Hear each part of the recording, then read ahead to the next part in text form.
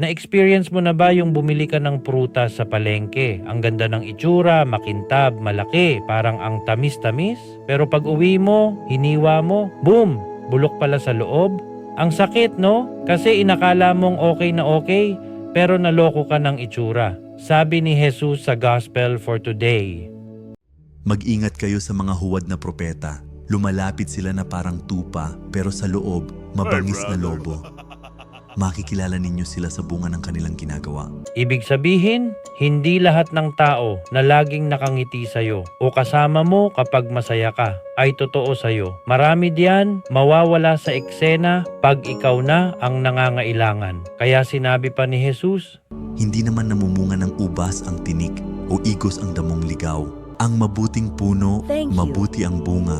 Ang masamang puno, masama din ang bunga. kung ang tao ay totoo sa'yo, sa kasiyahan at lalo na sa kalungkutan o sa panahon ng hindi pagkakaintindihan at hindi kanya iniiwan o tinatalikuran, ingatan mo yan, pahalagahan mo kasi bihira ang ganyan. At ito pa ang sabi ni Jesus. At ang punong hindi namumunga ng mabuti ay puputulin at itatapon sa apoy. Kaya tandaan natin, sa kilos at gawa, dun makikita ang tunay na pagkatao.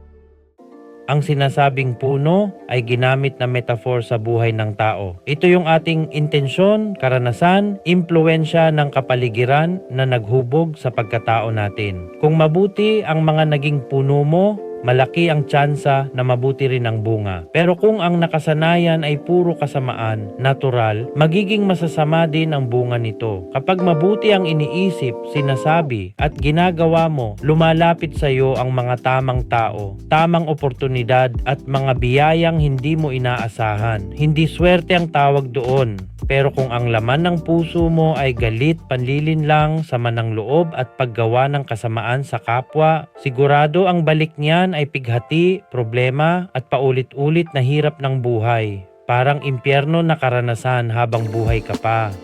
Sa dulo, hindi ikaw ang makapagsasabi kung mabuti kang tao, kundi ang mga taong nakakaranas sa pagkatao mo. Kaya piliin nating matuto mula sa ating mga pagkakamali upang hindi na ito umulit-ulit sa buhay natin. Piliin nating maging mabuti ang ating mga desisyon sa buhay palagi kahit gaano pa kahirap ang mga pinagdadaanan natin sa buhay. Dahil sa tulong at gabay ng Diyos Ama at sa ating pagsunod at pakikinig araw-araw ay gumagaan at nakakaranas tayo ng kaginhawahan at malalangit na experience sa ating mga buhay. At iyan ang analogy natin sa Gospel ni Apostle Matthew 7:15-20. Like, subscribe, and share kung gusto mo ng ganitong mga content. Until our next video, God bless you more and peace out.